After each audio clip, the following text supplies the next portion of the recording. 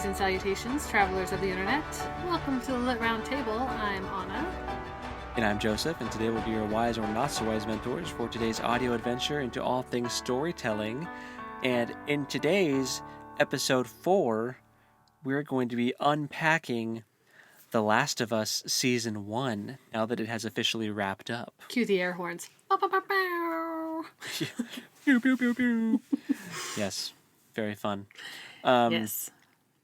Really quick before that, so we did just start our new read-along for Yes. the Republic of Thieves. By the time you're listening to this episode, the first part of that will be out. So not too late to catch up.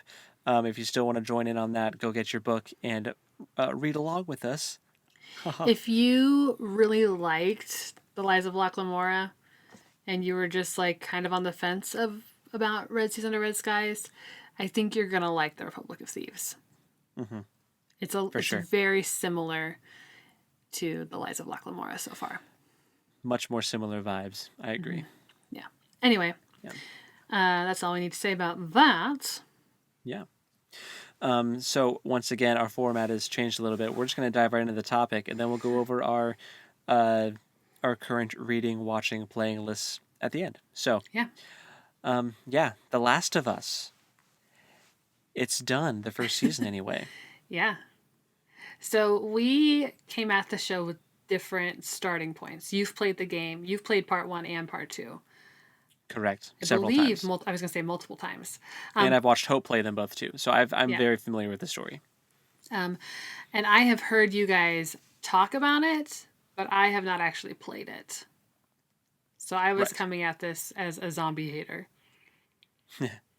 Mm-hmm. Although, of the zombie flicks I've seen, this one I'm kind of into.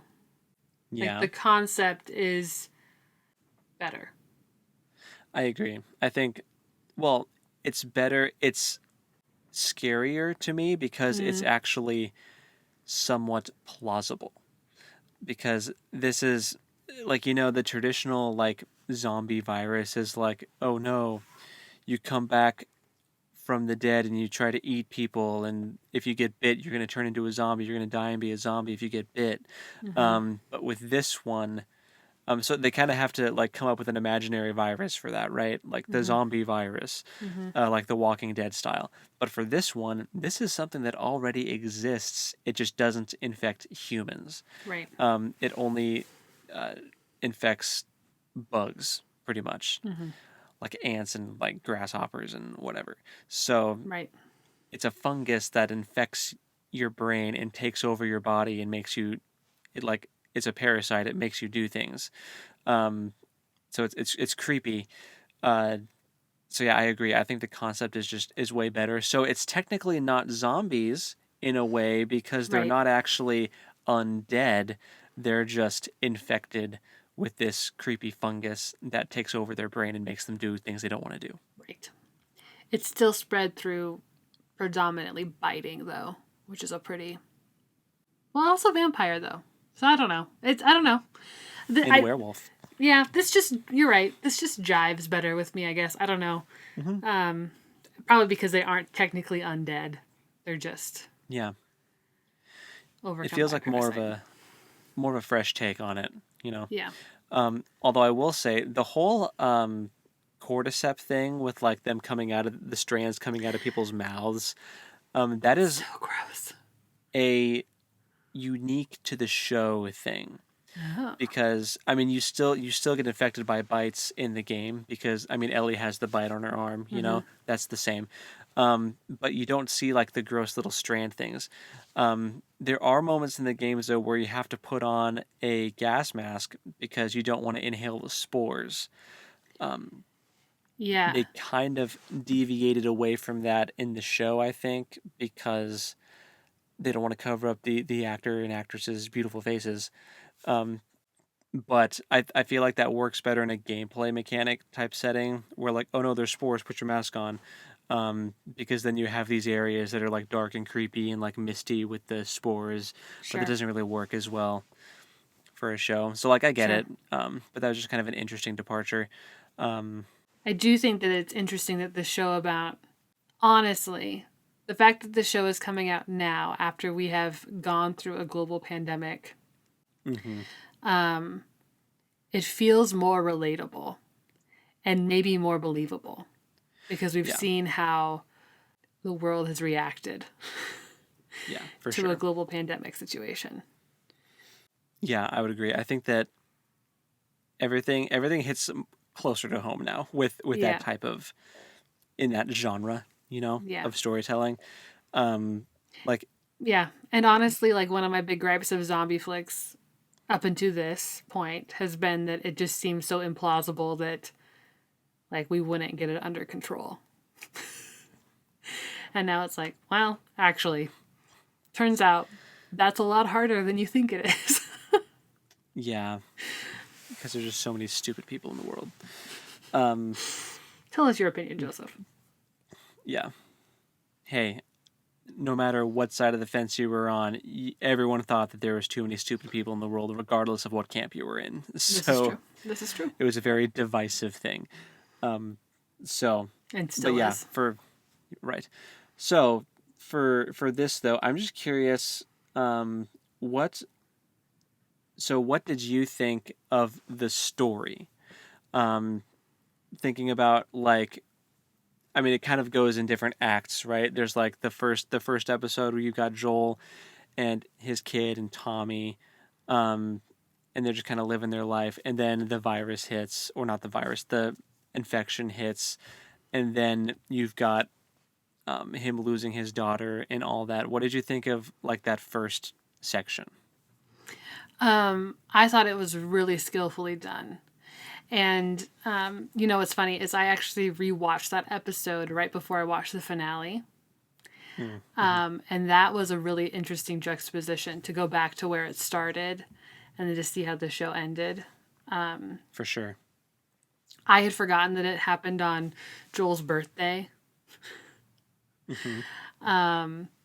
And then to see the parallels of like what happened with Sarah and then to see what happens with Ellie in the last episode. And Yeah. to kind of see that flip switch for Joel, I thought was really interesting. And very like very emotional. Yeah, for sure. And I had forgotten how like resistant he was about Ellie in the beginning. Yeah. But yeah, it's funny. That first section where we're back in time and Sarah's over at the neighbor's house and she's looking at the DVDs on the shelf and you can see the grandma Oh, the creepy in the grandma. background having what we know to be symptoms of being infected. But like that was so horror flick of them to put Mm-hmm. that in there. Really ups the ante, I thought. For sure. For sure. It was like it was so similar to the game. And that's something I want to touch on too. This is Hope said it. I think she texted it to you right after we finished it, and I agree with her. This is the best adaptation I've ever seen. Yeah. From a different type of media into a show or like a live action screenplay type setting. This is the best adaptation I think I've ever seen. It was it was so faithful in the moments where it had to be, but it also departed and kind of did its own thing and it breathed on its own a little bit when it could. And the moments when they did that were still really, really, really good. And I think were in some cases like even better than the original game. Like some of the choices they made were like I wish they had done that with certain characters like Frank Yeah. and all that. Um, but anyway, yeah, with that first episode and like Sarah's death, that is like you can look up. There's so many like YouTube compilations of like gamers bawling their eyes out with with with Sarah dying and with Joel in that first episode. It's like it's notorious that first Yeah. uh, that kind of introductory scene setting the stage. So is that how the game opens? Like I wondered how much of this is flashback or like at what point does the game open? No, the game opens with Joel and Sarah just living their Okay. life. And Wow. it's on Joel's birthday, just like that. Um, you're you're not playing as Joel yet. You actually play as Sarah Oh gosh. for that opening bit. And Which that tracks because the show you follow Sarah for the opening bit. exactly. Which again just shows how faithful of an adaptation that is. Mm-hmm. Your Sarah is your main POV for the prologue section, and then the outbreak happens. Joel comes and saves her from infected person who's like chasing her, and then it's pretty much the way it was in the show. Like, okay, get in the car. Uh, Although I think Tommy, Tommy's, that's right, because Joel has to leave because Tommy's in trouble, and then comes back with Tommy, Mm-hmm. and they kind of save Sarah. But I remember a specific scene in the game where I was disappointed at first that it wasn't there, but then they kind of brought it back in a different way. There's a moment where Sarah is like wandering sleepily down the stairs because it's late at night and Joel's not there. And like the TV's playing in the background though, so it's all dark, but the TV is like lighting the room up and it's kind of spooky, Mm-hmm. and everything's like really quiet. There's dogs barking, and you can like hear the news playing on the TV, and it's talking about how there's crazy like riots or something happening in the street. There's people running all over the place, and then you hear an explosion, and you look out the window, and there's like downtown. There's this big explosion that just happened downtown, Mm-hmm. and that's when it kicks off and like things get crazy. I was disappointed that wasn't in the show, but then we got a plane crash, Yeah. which that wasn't in the game, but it was just a random truck that hit them and stopped them. Mm-hmm. But the plane crash was very intense. Yeah. Um, yeah, I thought they did such a great job of setting the stage and making those infected people so terrifying. Like they would just run at you full force until they got tripped or stopped, and then they would get up and keep running at you full force Mm-hmm. until it's like they had no self-control, and it was just all go or eating. There Mm-hmm. was like two modes for those infected people. Mm-hmm. So it was really creepy. Um yeah. So I'll admit that I'm a little confused about the motives of the cordyceps, right? Like, mhm. why eat other people? It's not even right. So that's not even. I don't think their goal necessarily is to eat other people, except for I mean they have to. The host that they're inhabiting has to survive somehow, right? Yeah, but like that is Um, not the most nutritious way to go about it. right.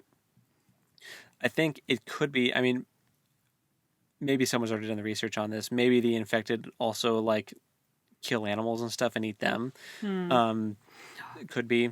Or maybe it's just, I mean, I suppose it could just be for reproductive purposes because obviously, like, they run out of host to consume eventually. Yeah. I don't know. I And just that one that is like a gray area for me. Like, what is the motive? I think the cordyceps main goal is to make more cordyceps, right? Hmm. But I think if they see if a threat is detected, I think they will just try to kill you, Hmm. um, and just end the threat. So I think that's kind of what happens, where Okay. they will try to spread if you're not too threatening, but if you're like shooting at them, you're gonna get your head ripped off like that, like Tommy's voice actor did in that one episode with the Yeah. bloater. Yeah. Oh, uh, that was Tommy's voice actor. yeah. Oh, that's awesome. I love that. That's great. The bearded wonder. That's wonderful. Yeah, there were a lot Um. of cameos actually, Yeah. which we can go over too. But well, yeah, so that's kind of Okay. what my thoughts on like the why the zombies do what they do. I think when they detect danger, they just want to kill you. But I think that their first goal is to make more of themselves. Hmm. But Okay. I just want. This is a total side tangent, mhm. but I can't even think of the actor's name. Ron Swanson's actor. Nick Offerman. Thank you, Nick Offerman. Hmm. I feel like his character in this was just Ron Swanson Yeah, in a post-apocalyptic world kinda. Yeah, and gay. Yeah, gay Ron Swanson. Yeah. But like, or what gay, sorry, or what Ron Swanson like wants to be. Like he wants to be left alone Yeah, for sure. and to just be this single entity out in the middle of nowhere, living his best Yeah. life. Survivalist. That episode, like that whole story with that character is not in the game. Like you meet that character, but when you get there, I get them interchanged in my head. I forget which one's Hank and which one is what's the other one's name? Bill. And it's not Bill. Hank, Thank it's you. Frank. Frank and Bill. Frank. Thank you, Frank and Bill. I think I said Hank earlier too, but yeah, it's Frank and Bill. I don't So, recall. I always want to say Bill and Ted, and I know that's not right. yeah. Bill is Nick Offerman, and Frank is. I think Frank is. I don't know either. Anyway, when in the game when they get there, it's just the Nick Offerman character, and he's crazy, and he's laid out all these traps for the zombies, and his partner had hanged themselves. Oh. And you find them with that character when you're like trying to escape, and it's like sad, but you don't realize until later on. It's not even like it's just hinted at that he's gay. They don't like dive into it, you know. Well, because you can say partner and have that mean like that can mean Exactly. anything. Yeah. But there was the scene where Ellie finds the like dirty magazine in the truck, and it's like it's gay stuff. There's no other way to say it. Yeah. It's like a dirty magazine with gay stuff. That was line for line, shot for shot, identical in the game. Oh, so okay. that is when you kind of put two and two together, and you're like, oh, he was definitely gay. So yeah, but that whole episode was just the only purpose of that episode was just to rip your heart out and stomp on it, basically. But it was so good. It was so good. Yeah. And like what a beautiful moment in the midst of this whole horrific nightmare. Yeah. Yeah, for sure. So, and the strawberries, oh my gosh. So cute. I love the Nick Offerman giggle. Yeah. Yeah. The little high-pitched giggle that he does. It's just his laugh, but it's wonderful. Yeah. Like he does it in interviews too. It's like his genuine laugh, and it makes me so happy. I love it. He has a great laugh. He does. And a great head of hair and a great beard. Like, yeah. The man's got hair. For sure. I like that they gave them I mean, I wouldn't necessarily say that the ending is peaceful. But it's about as peaceful as you could ask for. Yeah. Yeah. In this setting. Yeah. And there's something sweet about that too. And that they didn't show us. Like we didn't have to see them. Yeah. Deceased. And that Joel respected that too. They didn't go in the room. Yeah. I thought that was really good. Yeah, that was a big highlight for sure. And that's what I was talking about before about the show taking liberties where they could and like breathing on their own. That was definitely one area where they did, and they did it superbly well. Mm-hmm. So it was excellent. Okay. So a key issue in this whole thing is cleanliness, right? Like they don't have access to running water very often, or like indoor plumbing or soap, like lots of cleanliness issues. Mm-hmm. And there's the scene where Ellie gets super excited about finding a box of tampons. This is going to make you uncomfortable. I'm sorry, but we're going there. She finds a box of tampons. I mean, she's excited about it because hygiene products. Awesome. That is something you don't talk about with these apocalypse movies. Where do you find feminine products? Right. Well, okay. So then they end up in the commune, right, where Tommy's at up in Jackson, Wyoming. Mm-hmm. And I can't remember Tommy's wife's name now. Oh, nuts. Me neither. Sorry. Not Marlene. Not Marlene. She's the I Firefly. can't think of what her name is, but she gives Ellie a diva cup, which is like a menstrual cup that you like insert and then you have to rinse it out, whatever. And Right. they were like, there were so many like positive accolades about this online, which I just cannot get behind because this poor girl is going out on the road again and will not have access to running water. And you're supposed to clean those things. Like, you have to be able to dump it out, rinse it off. And then Yeah. after, you're supposed to sanitize it in boiling water. And, like, that is just not feasible for this poor girl. Yeah. I mean, I guess they could have boiling water, but it would involve like setting up a campfire every night. Yeah, You know, well, not every night because you don't need it at all times. right. Um, But, but I know what you mean. Yeah. and you know what?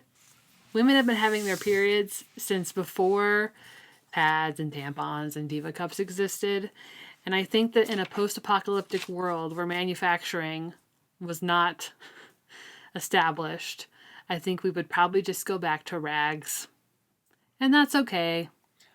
But I think if you found a box of them that Oh, hadn't for been sure. rated yet, that's No, gold. no, for sure. I'm just saying my big Yeah. complaint is against the Diva Cup because it's like, oh, look at because the Diva Cup was born out of like being eco-friendly, right? Oh, So it's okay. like, you know, yeah, eco-friendly, except that she's not going to have access to actually like properly clean it and like make sure that she's okay. She's just going to give herself like nasty infections,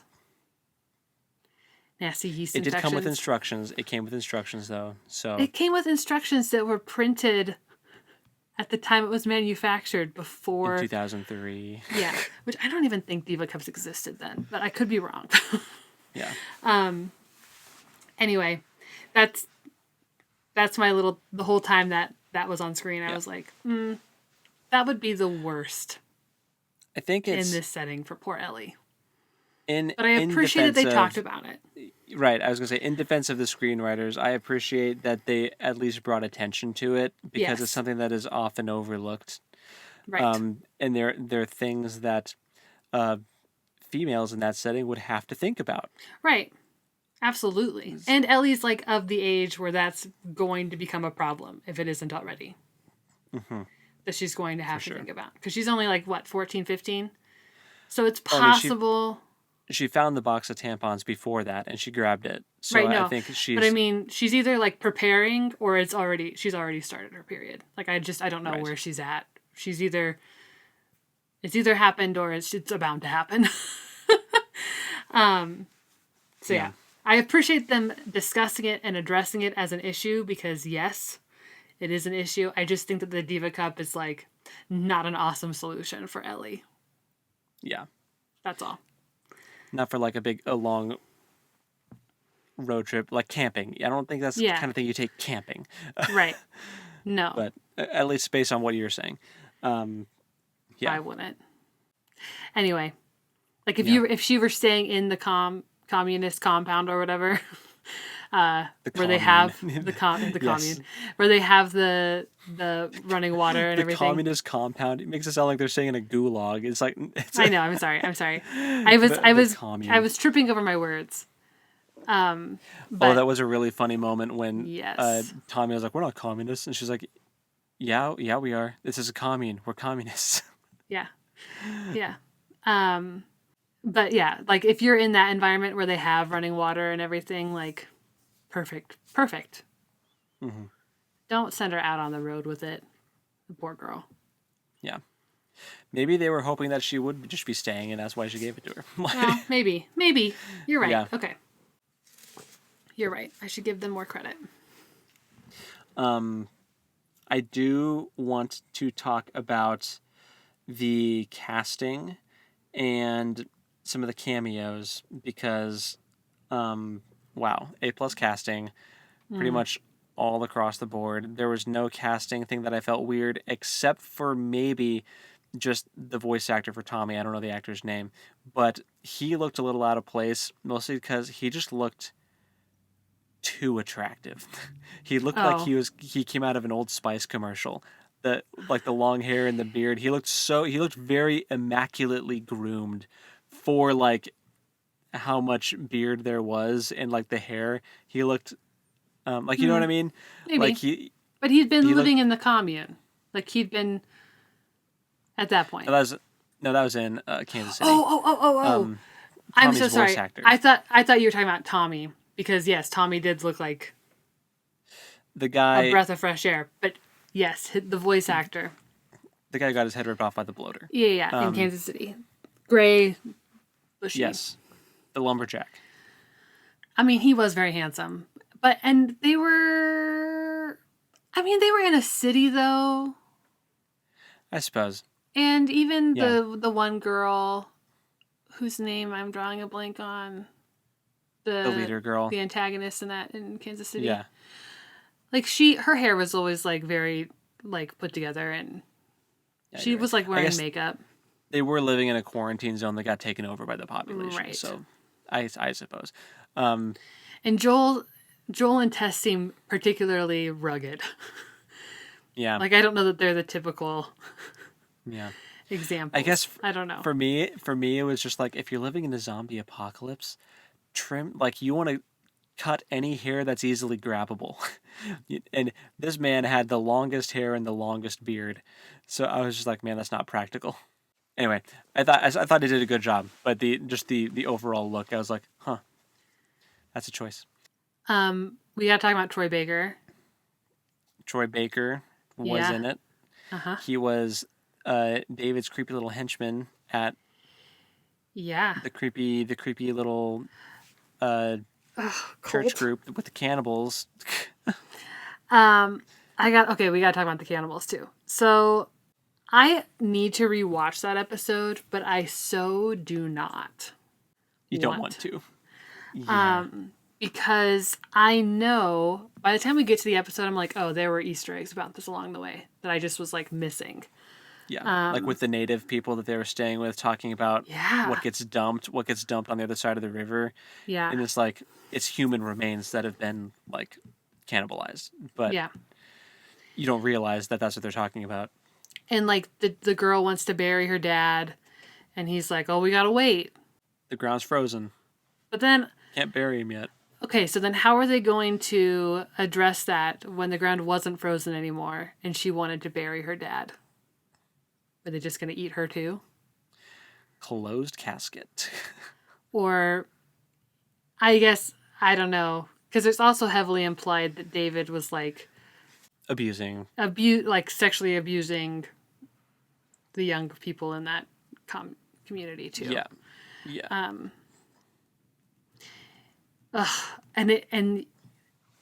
It just makes me so mad. Mm-hmm. That whole... Oh, I just have so little grace. It's really hard to give. It's really hard to people like because they also made him a former math teacher, which is show specific. They didn't go into that in the game, but in the show they made him a former teacher. So it's like, he's got these violent tendencies and he is an abuser. Like and he would have had access to kids. Even before the outbreak. Mm-hmm. Then the outbreak happened. So he was a very hateable character. Yeah. And that's the same in the game too. Everyone hates that guy so much. But there's the creepy moment in the jail where he wants Ellie to be his little child bride, henchman plaything. Yeah. Mm-hmm. And in the game, they are more on the nose. It's interesting. The game is more on the nose about it in some ways, but not in others. Like the scene in the game where he like has his hands on the bars and she touches his hand and like bites him. It was more like, oh yeah, he wants to. He's going to assault you. Like, I don't want to use the R word on the podcast in case No, I appreciate that. But that's what he wants. Mm-hmm. But in the game, when Joel is interrogating some of the, I guess, I don't know what you call them, his henchmen, interrogating some of them, which was horrifying seeing Joel interrogate people, and that was also pretty much shot for shot identical to the game. Mm-hmm.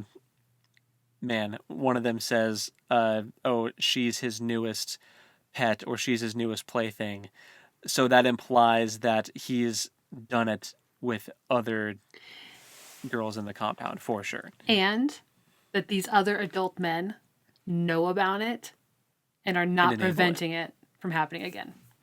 Yeah. And that is just so disgusting.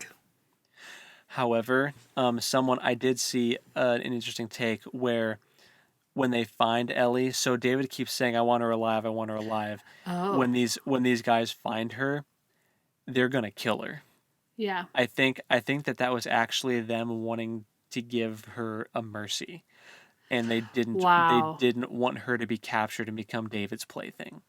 So, Wow. That had not occurred to me. mhm, That it wasn't just them seeking revenge for someone that they ended up eating. yeah, because they couldn't care too much about him. They ate him. Right. Right. And Ellie's not even the one that did it. They know it was the guy. They know that she wasn't alone. But yeah, it was Whoa. them wanting to not give David another plaything. Wow. And that explains why Troy Baker's character looks so distressed. Like he looks so upset the whole time he's on screen. Yeah, he looks very upset with David specifically. Like you can tell he's harboring a lot of Resentment. anger, resentment, bitterness. Yeah. But it's just deeper than you think. It's not. It's not. See, at first glance, you're like, oh, this is just another story of like second in command, jealous that he's not the Yeah. top dog. Yeah. You think that he's going to try to make a power play and become the leader of the group, but no, it's because like under David's watch, he has been like molesting people and eating people. So and that he oh my gosh, and that explains why he didn't want to leave David and Ellie alone to go back and get the penicillin. yeah, yep, Oh my gosh. Wow. whole new light. Wow. Yeah. Well, when Ellie saves herself from David, I like all the feminine rage. Just And that was the only thing different in the game was that Joel like went into the building and found her like hacking away and like stopped her from continuing and like just pulled her off of him. But otherwise, because otherwise I think it's implied she would have just kept going until her arms gave out, you know. I'm glad they didn't do that in the show. I'm glad they let her pull out of it. I agree. I think that was good that they let her do it and leave, and it was. But that when Joel hugs her and he's like, "Oh, baby girl, it's okay," that just gets me every time. Again, just line for line from the game, and it's just so like that's the moment where you know he's like adopted this kid. You know, there's no more getting around it. He's adopted this kid. Well, and we also it's interesting because we've heard him say and like mention the terrible things that he's done. Yeah. But up until this point, like he hasn't done anything outside of like self-defense, right? For the most part. I guess we did see him beat that one security guard to death. That was just like a little That was some glimpse, PTSD. Though. That was PTSD happening. That was him remembering what happened with Sarah and just like not being able to stop. But but since then, like he's kept a pretty like calm, cool, like we're gonna get things done and taken care of, but not like aggro, right? Not gonna go berserk. Yeah. But then when he's interrogating Yes. David's men, he's like the most brutal we've seen him. Oh yeah. He does not care.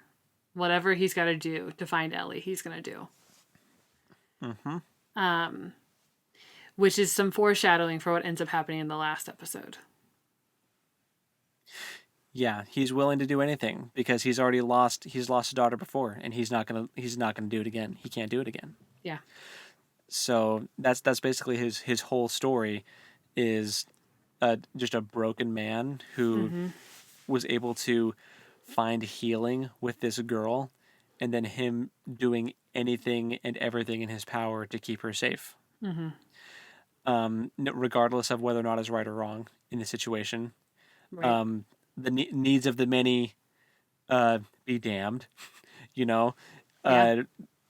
He doesn't care. He's going to go on a killing spree if it means saving her life, which is what we see in the last episode. Yeah. Okay, we got to talk about the last episode for sure.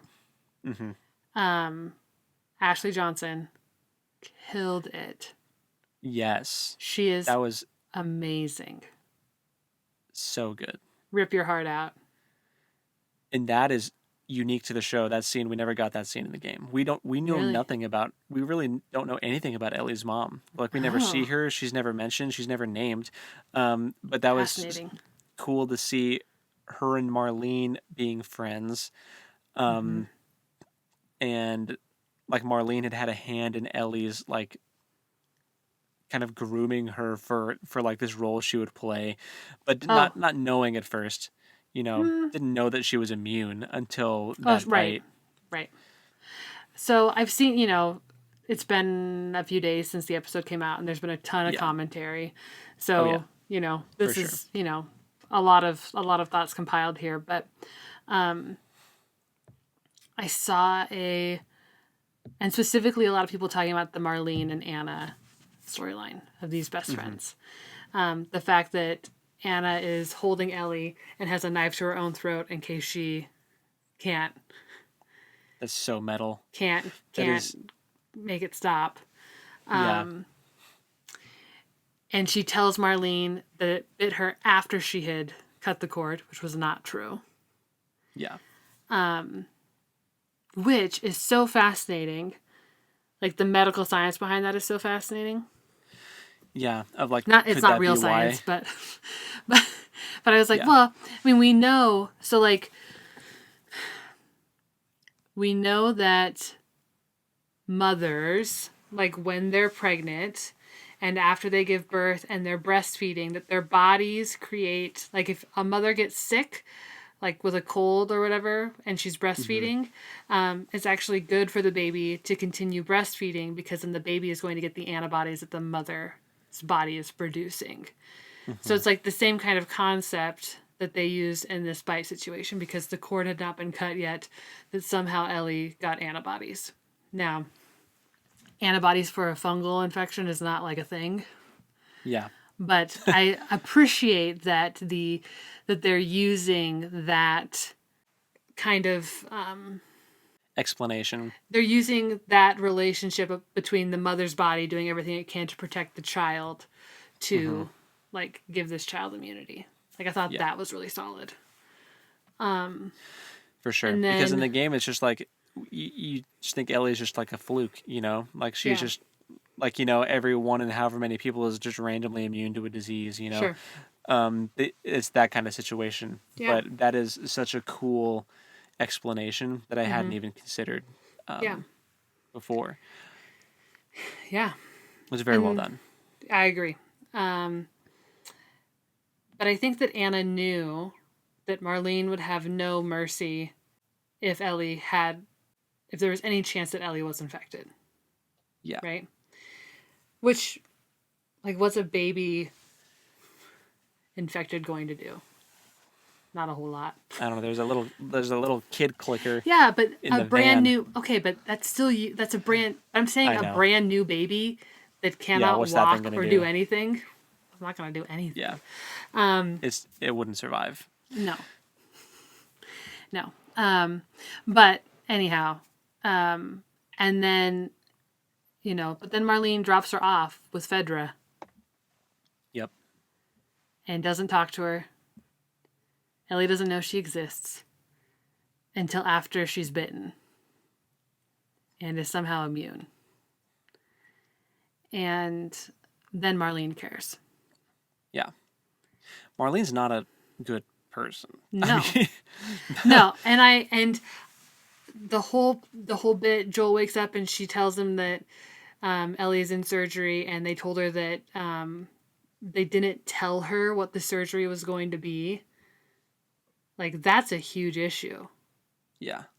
That's like, even if she would have made the choice for herself, like, you still have to tell her the options.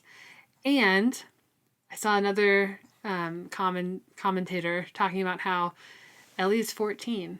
So she, like, if we were to take a 14-year-old today to the doctor and say, here are your options, they would not be able to choose without parental consent or a guardian's consent.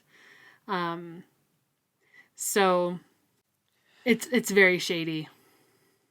Oh yeah, I mean, you're knocking someone out and then cutting their brain out. I mean, there's no way that's not Right, but her whole reasoning that this is what Ellie would have chosen. Yeah. I don't But you're care. not letting her choose because You're not letting her choose. Because you're not 100% sure. And you're not willing to take the risk. Yeah. And there's also been a lot of commentary about how there is no such thing as a vaccine for a fungal infection, which I hadn't really thought about, but it's true, because if there was a vaccine for fungal infections, yeast infections wouldn't be a thing anymore. Yeah. And women get yeast infections all the time. So I've seen a lot of that too, where like, yes, that's true.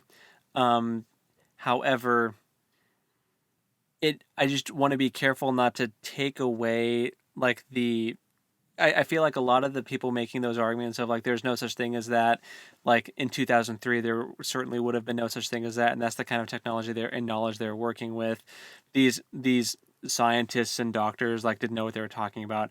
I'm like, yeah, okay, whatever, that's fine, you can say that, but at the same time, Joel doesn't know that.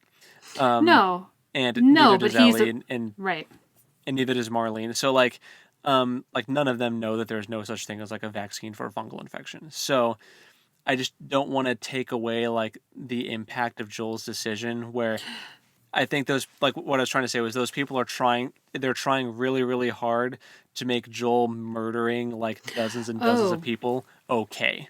No. You know? No. Not okay.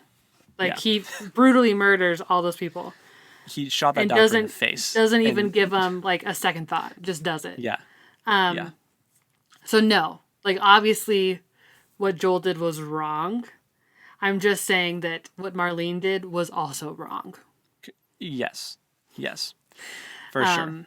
They were both in the wrong, but I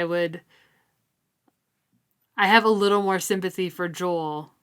Right. You're supposed to, you know. In that, like, he's also going through another PTSD moment here. Yes, because again, he's not willing to lose another daughter. He can't do it. So he will kill to not let that happen again, because it's kind of his second chance. He was in a position where he couldn't do anything to protect her. You know, he couldn't protect Sarah. She was already hurt because of that crazy plane crash thing. You know, so he wasn't able to protect her. But this time he's like, I can protect this one, and so he goes Rambo. And just kills all those people. The way they did it in the show was interesting too. It's just like that. The music is kind of overpowering. It's very ominous. He's just gunning people down. It's more of a montage than anything. In the game though, you got to kill a lot of people to get to that room. I'm sure. And you got to use just about every dang weapon you've collected up to that point, and you're like looting the bodies for more ammo. You're chewing through like 50 enemies to get to that room. And then you blow the doctor's head off and take her, and you know. Yeah. So and that's the setup for part 2, which we're going to see in the coming seasons, because they're not doing all of part 2 in one season. They're splitting it up, which I think is a good choice, just knowing the structure of that game. It was a much longer game than the first one. Sure. I will also say that Joel's choice to lie to Ellie makes him more of a villain to me. Right. Like, he could have told her, I woke up, they told me they were going to take your brain out, and I couldn't let that happen. I couldn't let him do it. Yeah. We'll find another way. I think if there was more communication with Ellie from both Marlene and Joel, because it's kind Mm-hmm. of like the battle of the guardians, right? Because Yeah. they both view themselves as Ellie's guardian. Right. It's just that Marlene hired Joel to take Ellie as cargo to deliver her from point A to point B. But then Joel adopted her, took her under his wing, and sees himself as her guardian. So, like you were saying about guardian consent, about like medical Mm-hmm. procedures and stuff, Mm-hmm. I think that's Marlene's headspace. She's like, I am Yeah. this kid's caretaker, and I'm deciding for her. She's doing this to save humanity. What a caretaker to be Yeah, AWOL until yeah. now. And Like only because she's useful. her mom told me her mom entrusted this kid to me and all this Mm-hmm. stuff, and like I'm gonna make sure that her life has meaning and that she dies saving humanity, whatever. But then there's Joel. We know Joel's history and his Mm-hmm. story, right? So there, but if they had just like when they knocked him out, if they had just sat them all down in a room with the doctor and let the doctor give them the spiel, this is what it would entail. This is what's happening. Ellie, what do you want to do? And just Right. listen to Ellie, then I think we could have avoided a whole lot of, there's a ton of death. Yeah. Well, here's the other thing, right? Like, why, if they really just needed Ellie's brain? I think they wanted the because she had cordyceps inside her, and Yeah. they attached themselves to the brain, but it was more like they couldn't. The surgery would be so invasive that they wouldn't be able to get the cordyceps they needed without just damaging the brain beyond like No, no, I get that. So, like, but my point is, like, why did she have to be alive? Like, if they oh, like when they knew, did it. right? Or like, if Marlene knew that, hey, they're gonna put her under for surgery, and essentially the surgery will kill her. And yeah, also yeah, that's another thing. Marlene Why does she chose have to be alive? but also Marlene chose the exact wrong time and the wrong person to be honest with, Mm-hmm. because why did she tell Joel that Ellie was going to die from the surgery? She should have lied. Yeah. If she didn't want Joel to go nuts, she should have just lied and said, "Oh yeah, she's in surgery now. Once she's done, we'll get to go see her and all this stuff." Uh, And then just have her not wake up because yeah, there's complications. maybe she did try to lie, and I'm just not remembering. But if she did try, she should have tried harder. But yeah, I'm like, why did you tell Joel that? Of course he's going to go ballistic. When they're in the garage, right, Mm-hmm. and Marlene tries to stop him one last time, uh, to take Ellie back, even though the doctor that was going to do the procedure is dead on the floor. Like, In her defense, she may not have known that the doctor was dead. yeah, like we can still go back. There's still a way to save this, Joel. Mm-hmm. It's what Ellie would want. Don't do this. Don't doom humanity. And then he kills her, right? But that line that you just come after her before he kills her. Mm-hmm. It's perfect. This is exactly like the game. Like everything Mm-hmm. about that interaction was exactly like the game. That's great. Perfect. Yeah. Oh, Yeah. When she wakes up in the car and he lies to her, I was like, oh, yep. dang it. That's in the game too, for sure. Also, And that it's car looked really nice. Like, this car looks nicer than my car on the inside. Fireflies are well funded, I suppose. But Are they? no. They're rebels. But yeah, that's. We also had a Laura Bailey cameo. She was one of the nurses in We did. surgery. And she voices a character that's going to be in season 2, Yeah. or it's that was in part 2 of the game. So Yeah. Okay, so the whole episode, that whole last episode, I was watching it with a friend, and I was like, I have a bad feeling that Joel's going to die in this episode. I was just like, I just have a bad feeling. yeah, Because the reason that I didn't think that, or I was like, there's no way they killed him right then, in episode 7 earlier in the season, yeah, or whatever, was because it didn't feel like he had a complete arc. mm-hmm.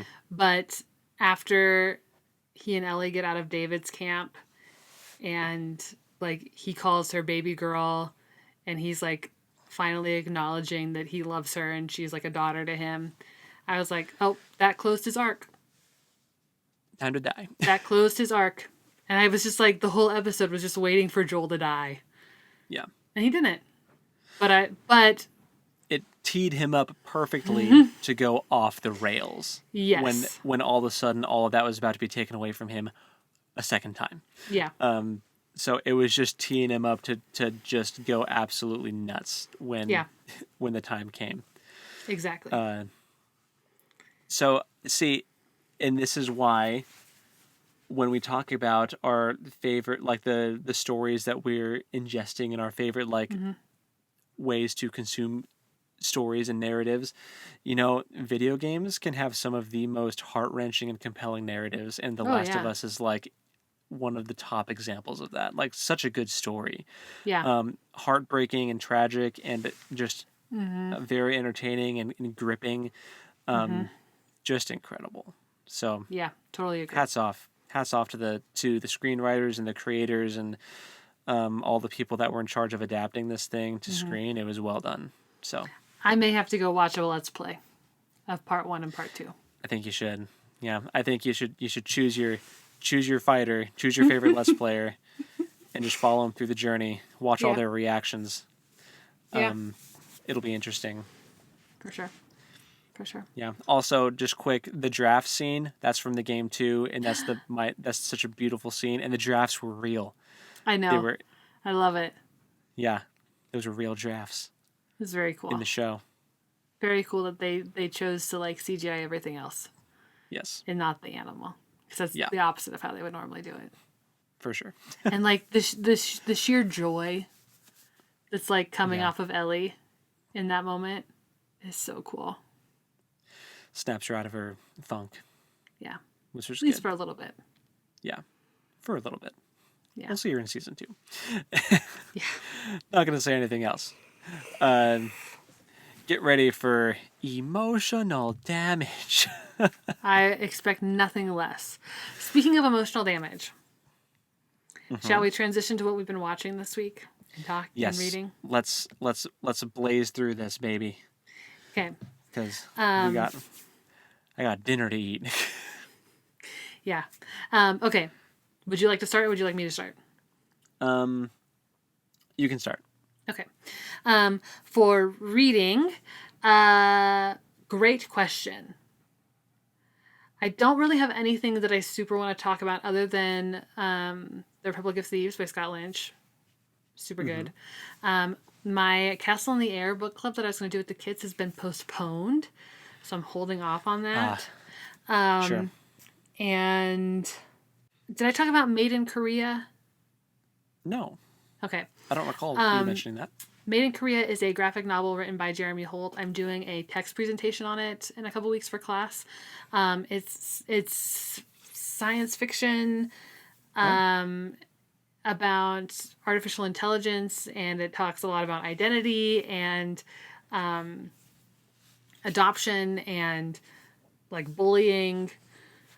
It's pretty good. I have some mixed feelings about it because I feel like some of the story beats could have been a little more developed and better connected. But I also don't know that they have to be.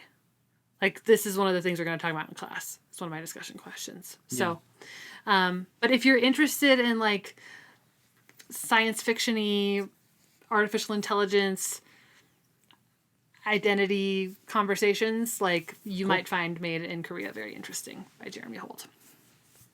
So that'll be my book to talk about from class. For watching, watch The Last of Us. Obviously. Hope so. I'm super behind on The Mandalorian. Oh. But I did watch My Hero Academia and To Your Eternity. Have you started watching that yet? No, I've had too many other shows. You were killing me. Okay. Sorry. It's okay. I watched the first episode of His Dark Materials on HBO Max. Which is it's the Golden Compass series. The Golden Compass series is called His Dark Materials. I see. Yeah, so I watched the first episode. Very intriguing. James McAvoy's in it, which I didn't realize, and I'm excited to watch more. Like, I think it's going to be good. And Critical Role Campaign 3. You guys, talk about emotional damage. I just managed to catch up last night. So Did you? I am teed up and ready to go for tonight. Lucky me, I don't have to wait a week. Yeah. Yeah. Holy cow. So good. What a trip. And Critical Role's been doing this thing on Twitter, which I know you're not on Twitter, but they've been posting archivist notes. And like every time they post one, the logo becomes more red for the Apogee Solstice. I saw someone cover that on TikTok. It's so cool. Yeah. Yeah. Yeah. I think that's it. Did I miss anything? Yes, but I'll mention it on mine. Oh, we're watching anime, Fate Stay Night. Yeah. Oh, there you go. And I watched another anime. It's a skating anime called. Oh yeah, you mentioned this before. Like just talking to me. Yes. I have no idea though. I can't help you. Skate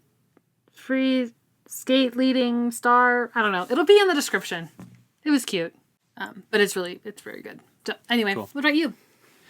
So, what I'm watching, The Mandalorian, I am caught up on that now. I just finished episode 3 yesterday, and that's been very good. Bad Batch, I think I'm behind an episode now because I think there's a new one and I haven't seen it, but I'm still trying to keep up with that. The Last of Us, finished that, obviously, like you said. My Hero Academia, I'm caught up on that, and that's gone off the rails. Mm-hmm. It's cool, though. It was a cool episode. It was a very good episode. Yeah. Critical Role Campaign 3. Obviously, we're just talking about that. That's been very good. And Fate Stay Night for Anime Night. That's been what I've been watching. Yeah. Although the next part of You is available on Netflix that I'll probably just watch to keep up with it. But then honestly, I think after this season, if they make more, I might tap out. I feel like they've kind of jumped the shark with that show a little bit. Sure. It was good while it lasted, though. It was intriguing. It creeps me out. I did want to interject on something you said, and now I am drawing a blank on what it was. Well, never mind. I'm going to move on then. So for reading, the Last Argument of Kings by Joe Abercrombie, the third book in the First Law trilogy, I'm getting close to being done with that one. You ate that up. It is bonkers, dude. So many twists and turns. Is Galactus still alive?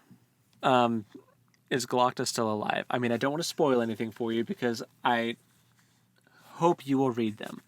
But I will say one of my favorite Galacta moments was in this book. So nice. You know that he at least makes it to the third one. I don't know whether or not he'll survive it. I really don't. So there's that. And the Republic of Thieves for our read along. That's been fun too. For playing, same as last time, still playing D&D. Still playing Elden Ring. Yes, the Dragon Egg is still around. So still playing D&D, Elden Ring, and It Takes Two. That's pretty much it for what I've been playing. So I should add, I'm not really playing this, but I got the Rivendell Lego set, I'm building it. You did, yeah. It's amazing. It's huge. It's gonna take me forever. I was gonna say you're not done with it. I know you're not. No, I got 2 bags done out of 60 plus. It's gonna take you like a month to build, dude. It might. I have it set up on my table. It can take as long as it needs to. It's fine. Yep. You know, that's a good thing to do while critical rolling. You know, that's exactly what I was thinking. You can build it while you watch Critical Role tonight. I think that I'm gonna have to watch Campaign 1 because now a bunch of Campaign 1 things are coming around. Yeah. Yeah. I think it's just gonna happen. I know enough about what happens so that like things aren't really spoilery for me. But right. I know what you mean, given this last episode. Yeah. No, same. Like, I know, like, things that happen. But I'm like, oh, you know what? They're really attached to these characters, and I kind of want to like be there for that. So. Yeah. I'm planning on just keeping up with the animated series, and I'll just wait for that to catch up. Yeah, we'll see. Yep. But yeah, very good. So I guess next week will be another read along. So get reading for the Republic of Thieves. Yes. And yeah, until next time, go read something cool. And we'll talk at you next time. Later.